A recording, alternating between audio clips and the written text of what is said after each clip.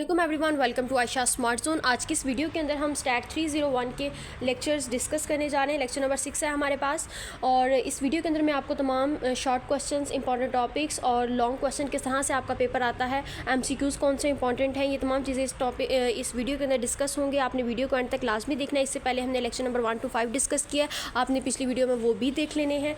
सो यहाँ से हम स्टार्ट करते हैं अपनी डिस्कशन। देखिए, स्टेम एंड लीव डिस्प्ले आज हमने पढ़ना है। Stem and leaf plot is use to organise the data. Stem और लीव जो है हम इस्तेमाल करते हैं डाटा को ऑर्गेनाइज करने के लिए, ठीक है। लुक लाइक अ बार ग्राफ, ये बार ग्राफ की तरह दिखता है। Stem is a leading digit. Stem आपके पास क्या होता है? स्टेम आपके पास लीडिंग डिजिट होता है, जबकि लीफ आपके पास ट्रेलिंग डिजिट होता है। ये दो पॉइंट्स आपने याद रखने हैं। इंट्रोड्यूस इसको करवाया था जॉन ट्यूकियो ने, कब? 1977 के अंदर, ठीक है। नेक्स्ट हमारे पास एग्जाम्पल देखें। इस एग्जाम्पल के अंदर आपके पास डाटा गिवन है।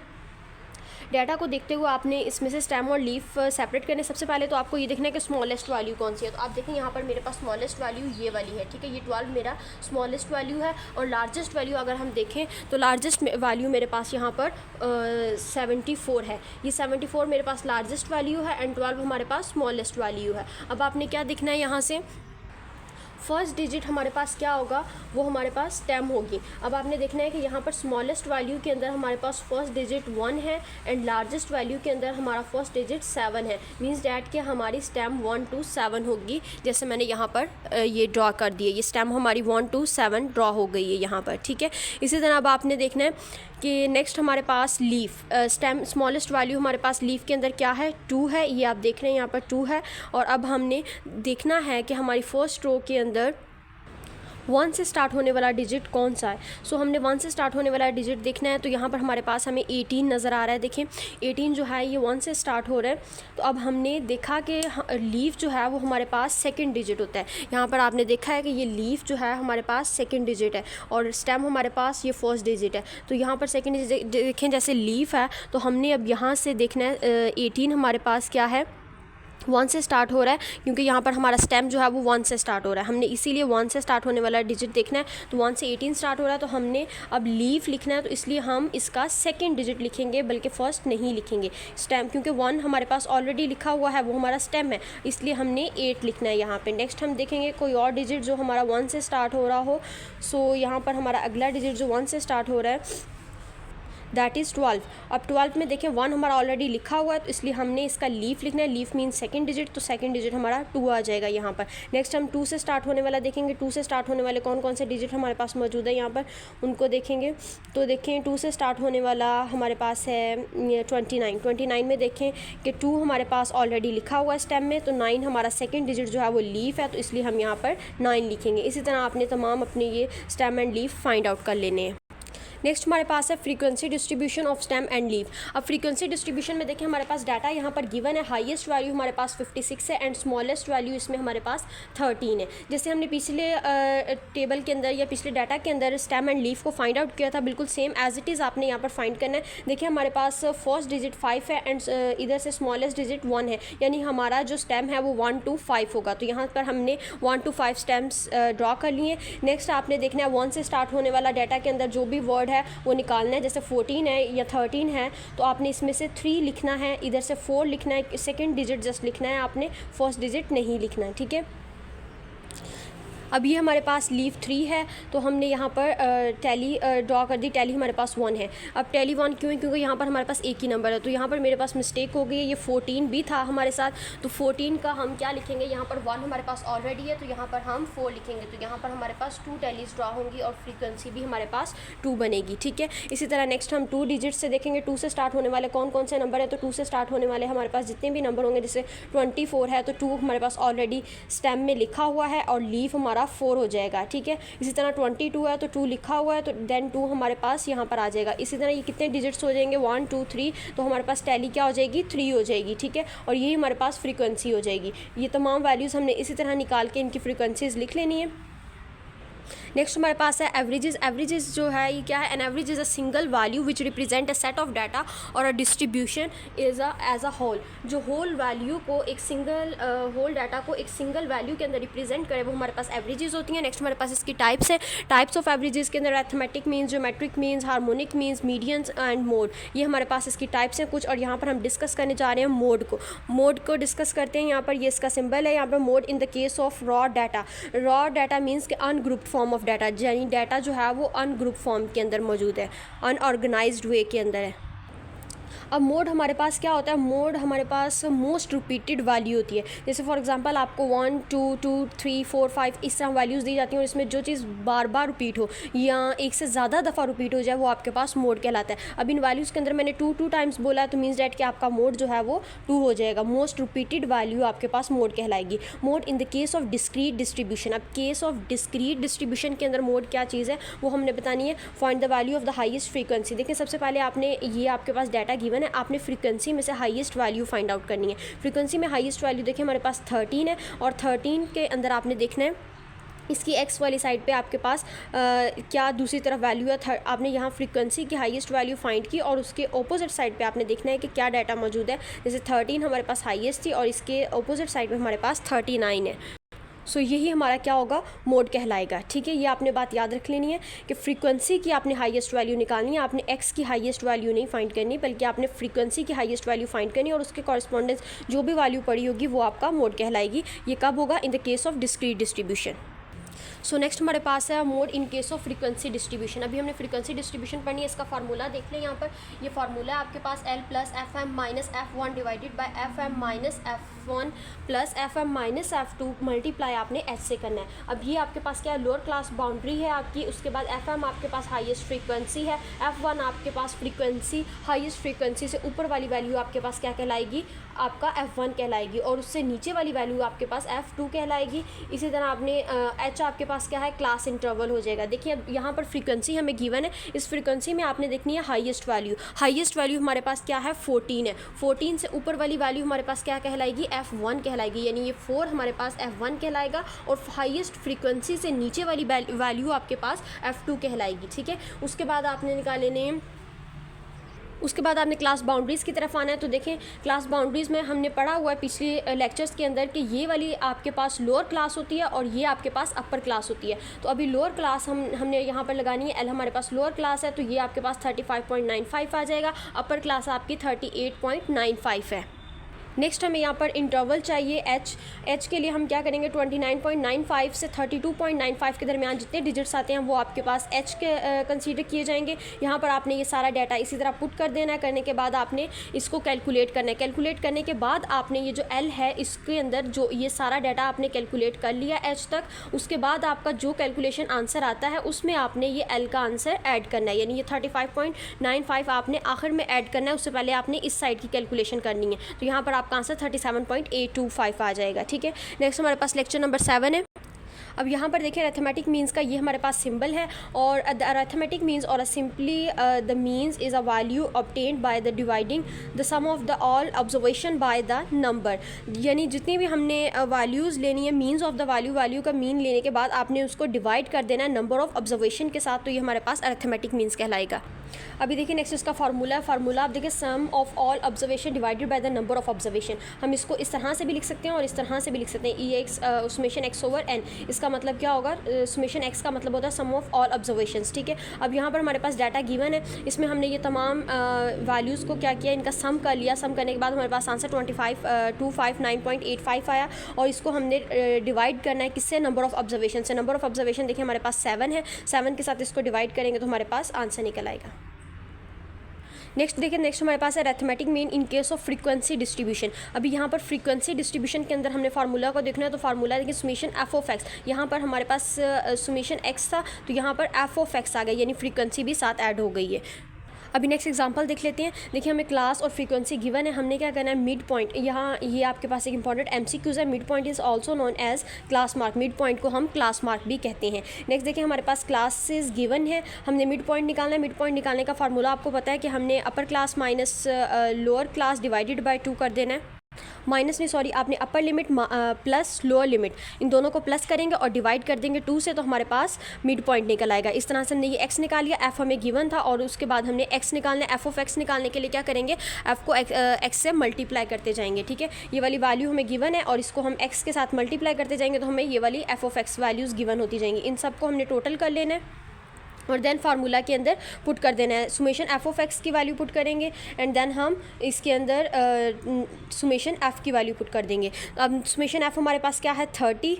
सुमेशन एफ बेसिकली हमारे पास फ्रीक्वेंसी है, फ्रीक्वेंसी का हमने टोटल किया तो हमारे पास 30 आ गया, ठीक है। और इन एफ ऑफ एक्स का टोटल किया तो हमारे पास ये वाली वैल्यू आ गई। इन दोनों को डिवाइड करेंगे तो हमारे पास आंसर आ जाएगा। ये हमने फार्मूला के अकॉर्डिंग इसको सॉल्व कर दिया। मिड पॉइंट हमने इसमें फाइंड किया है। मिड पॉइंट फाइंड करने के लिए आपको फार्मूला पता है कि lower limit plus upper limit divided by 2 करेंगे तो आपके पास मिड पॉइंट निकल आएगा। उसके बाद एफ ऑफ एक्स निकालने के लिए हमने एफ हमें गिवन था और इसको हमने एक्स की वैल्यू के साथ मल्टीप्लाई किया तो एफ ऑफ एक्स फाइंड हो गया। देन हमने इनकी कैलकुलेशन की और ये आंसर आ गया। नेक्स्ट हमारे पास है वेटेड मीन। वेटेड मीन निकालने का फार्मूला हमारे पास ये है summation W x over summation W. देखिए ये हमारे पास वैल्यूज़ गिवन है। आपने क्या करना है, यहाँ पर हमें डब्ल्यू एक्स चाहिए। डब्ल्यू एक्स हमें किस तरह फाइंड होगा, हमने डब्ल्यू और एक्स की वैल्यू को मल्टीप्लाई करते जाना है। मल्टीप्लाई करते जाएंगे तो यहाँ पर ये हमारे पास आंसर आ जाएगा और इनको हम टोटल कर लेंगे। टोटल करने के बाद हमारे पास 2700 वैल्यू आ जाएगी, ठीक है। हमने क्या फाइंड करना था, डब्ल्यू एक्स फाइंड करना था। डब्ल्यू एक्स फाइंड करने के लिए हमने डब्ल्यू और एक्स की वैल्यू को मल्टीप्लाई किया है। मल्टीप्लाई करके हमारे पास ये जो आंसर तमाम वैल्यूज़ आई हैं इनको सम कर लिया। सम करने के बाद हमारे पास 2700 आ जाएगा और फिर हमने क्या करना है, डब्ल्यू एक्स की वैल्यू ऊपर आएगी हमारे पास और डब्ल्यू सुमेशन डब्ल्यू की वैल्यू हमारे पास क्या है, ये सुमेशन डब्ल्यू है। इनकी तमाम वैल्यूज़ को हम ऐड करेंगे तो हमारे पास 300 आ जाएगा। इसको 300 के साथ डिवाइड करेंगे तो आपके पास आंसर आ जाएगा। ये फार्मूला आपने याद रखना है, वैल्यूज़ आपको गिवन होंगी तो आप इसको ईजिली सॉल्व कर सकेंगे।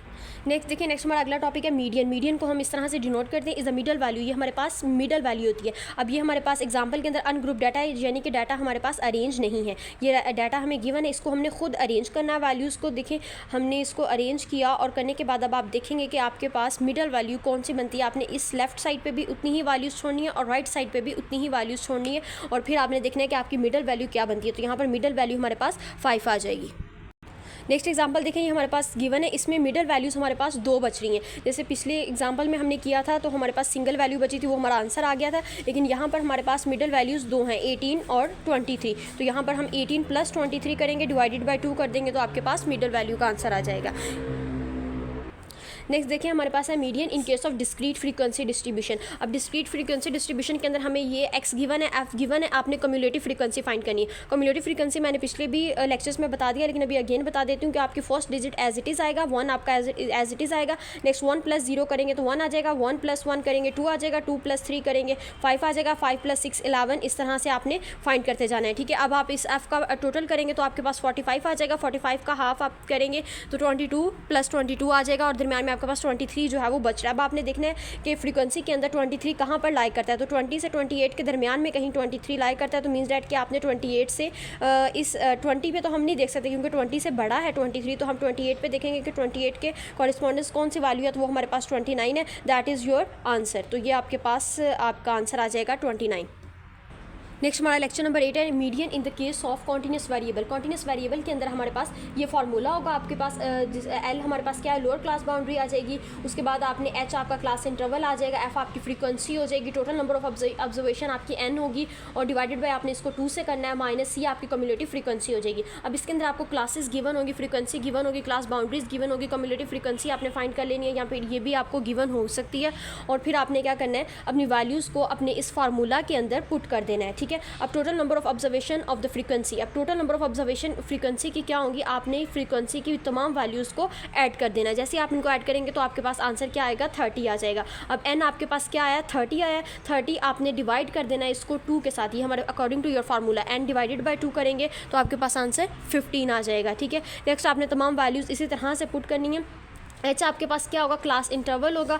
अब इंटरवल निकालने के लिए आपने इन दोनों के दरमियान जितने जो वैल्यू होगी वो आपके पास क्लास इंटरवल कहलाएगी, तो वो हमारे पास 3 है, तो आपके पास यहाँ पर H3 आ जाएगा, ठीक है। ये वैल्यूज़ आपने तमाम पुट की, इनको कैलकुलेट किया एंड देन आपने इसके अंदर ये L की वैल्यू यानी लोअर क्लास बाउंड्री की वैल्यू आपने इसके अंदर पुट कर देनी है, ठीक है, जो कि हमारे पास क्या कहलाएगी 35.95। आपने यहाँ से देख लेना है frequency of median class, frequency cumulative frequency के कॉरिस्पॉन्डिंग देखें, ये आपके पास 20 है, 20 के कॉरिस्पॉन्डिंग आपके पास 14 है, तो 14 आपके पास क्या है, यहाँ पर फ्रीक्वेंसी ऑफ मीडियन क्लास है। ठीक है, यहाँ पर आपने इसको पुट कर देना है और करने के बाद आंसर आपके पास आ जाएगा।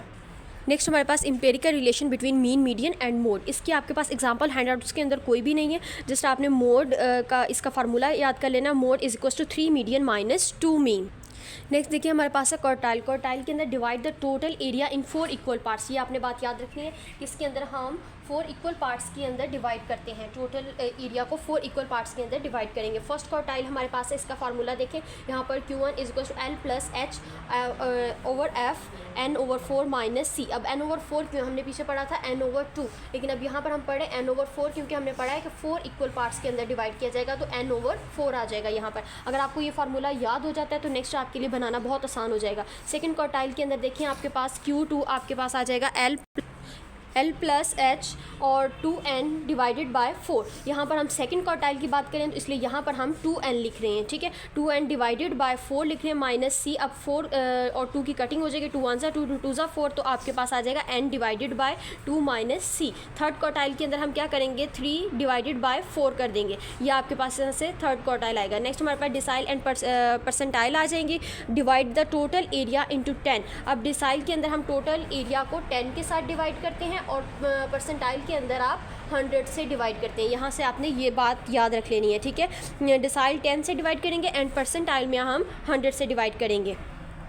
नेक्स्ट इनके कुछ फार्मूलाज गिवन है, बिल्कुल एज इट इज़ आपने जैसे ऊपर वैल्यूज़ फाइंड की हैं मीडियन के लिए, इसी तरह यहाँ पर भी हैं, लेकिन यहाँ पर हमने डिसाइल के लिए 10 से डिवाइड करते जाना है और परसेंटाइल के लिए हमने 100 से डिवाइड करते जाना है। फार्मूलाज आपने देख लेने, बिल्कुल सेम है, सिमिलर है। नेक्स्ट देखिए लेक्चर नंबर 9 है। लेक्चर नंबर 9 के अंदर हमारे पास ज्योमेट्रिक मीन्स है। ज्योमेट्रिक मीन्स का ये हमारे पास फार्मूला है, summation log x over n। उसके बाद आपने इसका एंटी लॉग भी लेना है, तो उसके लिए ये वाला फार्मूला है। ये 2 फार्मूलाज इसके आपने अच्छे से याद रख लेने। देखिए नेक्स्ट हमारे पास एग्जाम्पल के अंदर हमें x गिवन है, देन हमने क्या लेना है, हमें फार्मूला के अंदर देखिए log x चाहिए। log x लेने के लिए हम क्या करेंगे कि हम x की वैल्यूज़ का log ले लेंगे, यानी आपने log 45 कैलकुलेटर से फाइंड आउट कर लेना है, तो आपके पास 1.65 आ जाएगा। इसी तरह ये तमाम वैल्यूज़ आपने निकाल के इनका टोटल सम कर लेना है। सम आपके पास जो आएगा उसको आपने डिवाइडेड बाय n कर देना, यानी टोटल नंबर ऑफ वैल्यूज़ वो आपके पास 9 है, उनसे डिवाइड कर देंगे तो आपके पास ये आंसर आ जाएगा। देन आपने क्या पढ़ा, आपने फार्मूला के अंदर इसका एंटी लॉग भी लेना है, तो आपने यहाँ पर इसका एंटी लॉग, ये जो आंसर आया इसी का एंटी लॉग फाइंड करेंगे तो आपके पास 39.8 आ जाएगा। नेक्स्ट हमारे पास ज्योमेट्रिक मीन्स है। ज्योमेट्रिक मीन्स का फार्मूला आप देख लें, summation of log x over n। Next इसकी एग्जांपल देखें, यहाँ पर हमने पिछली जो एग्जांपल की थी उसके अंदर हमने log x फाइंड किया था। यहाँ पे log x हमने फाइंड करने के बाद एक एक्स्ट्रा जो चीज़ फाइंड करनी है वो है f log x। f यानी f की वैल्यू को x के साथ मल्टीप्लाई कर देना है। ये आपके पास फ्रीक्वेंसी है, इसको आप log x के साथ मल्टीप्लाई करते जाएंगे तो आपके पास ये आंसर आ जाएगा। इनका सम निकाल देंगे, यहाँ पर फ्रीक्वेंसी का टोटल करेंगे तो आपके पास 30 आ जाएगा। ये आपके पास total number of observation frequency की आ जाएंगी, तो आपने इसको n से डिवाइड, इसको n की जगह पर पुट करना है। ठीक है, तो ये आपके पास 30 आ जाएगी। यहाँ पर हम f log x का सम करेंगे तो आपके पास 47 पॉइंट समथिंग आ जाएगा। इनको आप डिवाइड करेंगे तो आपके पास आंसर आ जाएगा। इसको जो आंसर आपको आएगा इसी का आपने एंटी लॉग फाइंड करना है, तो आपके पास 37.74 आ जाएगा। नेक्स्ट हमारे पास हार्मोनिक मीन है। इसकी ये आपके पास एक एमसीक्यूज बहुत इंपॉर्टेंट है। It is a reciprocal of arithmetic mean. Harmonic mean आपके पास रेसिप्रोकल होता है किस चीज़ का, अरिथमेटिक मीन्स का। ये आपके पास अरिथमेटिक मीन्स का रेसिप्रोकल होता है। In the case of raw data के अंदर देखें हार्मोनिक मीन्स का formula n is equal two divided by summation 1 over x। अब देखिए हमारे पास अरिथमेटिक मीन्स का फार्मूला था सुमेशन x ओवर n था, हम इसका रेसिप्रोकल लेंगे, n आपका ऊपर चला जाएगा तो आपके पास सुमेशन 1/x नीचे आ जाएगा इस तरह से। इन the case of group data के अंदर हार्मोनिक मीन्स का formula n summation f over 1 over x। अब आगे एग्जांपल है, आपके पास डाटा गिवन है, आपने क्या किया, वो x का 1 ओवर x यानी 1 ओवर x की फॉर्म में इसको लिखा। 1 ओवर 30 करेंगे तो आपके पास 0.033 आ जाएगा। 35 का करेंगे तो आपके पास इस तरह से सारी वैल्यूज़ आ जाएंगी। जो तमाम वैल्यूज़ आई हैं उनको आपने फार्मूला के अंदर इसी तरह से पुट करना है, करने के बाद आपका आंसर आ जाएगा। Relation between the arithmetic and geometric and harmonic means. इसमें देखिए अरिथमेटिक मीन्स आपके पास सबसे बड़ा होगा, arithmetic means greater than geometric means, ये ज्योमेट्रिक मीन्स से ग्रेटर होगा, देन आपके पास हार्मोनिक मीन्स आ जाएगा। इस तरह से आपने इनको पता होना चाहिए। मिड रेंज का फार्मूला है आगे, मिड रेंज फाइंड करने के लिए आपने क्या करना है, smallest value plus largest value divided by आप 2 करेंगे। रेंज का ये मिड रेंज का फार्मूला है आपके पास, मिड रेंज के लिए आपने इसको 2 से डिवाइड करना है। ठीक है, लेकिन हमारे पास जो रेंज का फार्मूला था वो हमने पढ़ा था XM माइनस x0, तो वो हमारे पास XM minus x0 divided by 2 था। यहाँ पर वो रेंज के लिए था और यहाँ पर ये मिड रेंज के लिए, तो मिड रेंज के लिए हमने इसमें प्लस करना है। नेक्स्ट हमारे पास मिड क्वार्टाइल रेंज फाइंड करनी है। मिड क्वार्टाइल रेंज फाइंड करने के लिए Q1 plus Q3 divided by 2, ये फार्मूलाज आपको आने चाहिए। शॉर्ट क्वेश्चन के अंदर आपको या MCQs के अंदर वैल्यूज़ गिवन होंगी और उसके बाद आपको अगर फार्मूलाज आते होंगे तो आप वैल्यूज़ पुट करके ईजिली इसको फाइंड कर सकते हैं। नेक्स्ट देखिए हमारे पास लेक्चर नंबर 10 है, 2 types of measurements of dispersion. Dispersion की 2 टाइप्स की मेजरमेंट होती है, एक एब्सोल्यूट मेजरमेंट होती है और दूसरा रिलेटिव मेजरमेंट होती है। अब जो एब्सोल्यूट होती है, it is one of the that measure the same dispersion in term of same unit. ये मेजर की जाती है डिस्पर्जन की in term of same units, एक ही सेम यूनिट्स के साथ मेजर की जाती है in the square of units as a unit of the data. जैसा कि यूनिट का डाटा होगा वैसा ही सेम इसका यूनिट होगा, ठीक है, डिस्पर्जन का। Relative measures of the dispersion, it is the form of the ratio in coefficients and percentage. ये फॉर्म किस फॉर्म के अंदर होगी? रेशो कोफिशिएंट्स और परसेंटेज की फॉर्म में होगी। And independent of the units of the measurement, और इंडिपेंडेंट होगी यूनिट्स ऑफ द मेजरमेंट से। It is useful for the comparison of the data and different nature. ये किसके लिए इंपॉर्टेंट है? कंपैरिजन के लिए डाटा के और डिफरेंट नेचर्स के लिए। द रेंज है नेक्स्ट हमारे पास, the range is defined as a difference between the two extreme values. इस 2 एक्सट्रीम वैल्यूज़ का जो हमारे पास डिफरेंस है उसके लिए हम रेंज का इस्तेमाल करते हैं XM माइनस X0, यानी highest value minus smallest value. Coefficient of dispersion का फार्मूला है नेक्स्ट हमारे पास, और क्वार्टाइल डिस्पर्जन का फार्मूला ये आपने देख लेना है।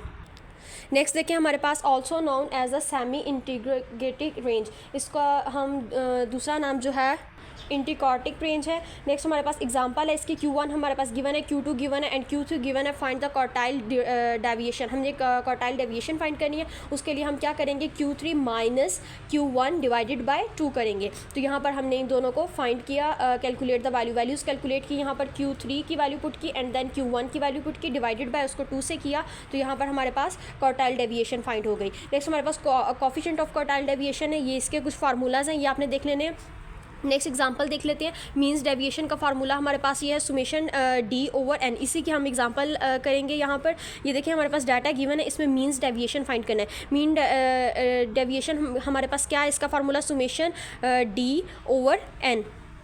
अब देखें यहाँ पर ये x माइनस एक्स मीन है, यहाँ पर x माइनस एक्स की बार के ऊपर ये जो मैंने लगाई है इसका मतलब है x माइनस मीन। अब ये मीन की वैल्यू हमने फाइंड करनी है तो वो हमारे पास d के इक्वल आएगी। तो यहाँ पर हमने ये जो तमाम वैल्यूज़ को प्लस करेंगे, प्लस करने के बाद डिवाइड कर देंगे टोटल नंबर ऑफ़ वैल्यूज़ के साथ, तो हमारे पास आंसर आ जाएगा 72 डिवाइडेड बाई 8, 9 आ जाएगा।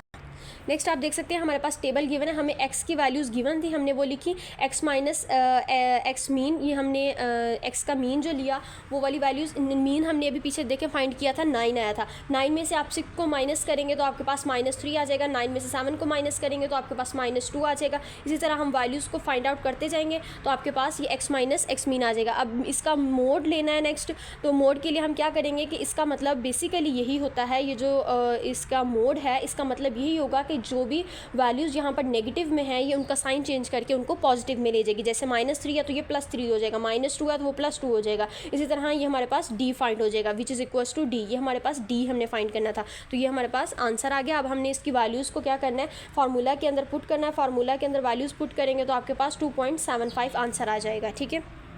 फार्मूला हमारे पास था सुमेशन D/N, ये हमारे पास फार्मूला था, इसके अंदर हमने वैल्यूज़ पुट की तो हमारे पास 2.75 आंसर आ गया। यहाँ पर हमारा लेक्चर नंबर 6 से 10 तक हमने कवर किया। आई होप कि आपको वीडियो अच्छी लगी होगी। अगर आपको वीडियो इन्फॉर्मेटिव लगी है तो काइंडली से लाइक करें, शेयर करें and subscribe my YouTube channel for more informative videos. Thank you.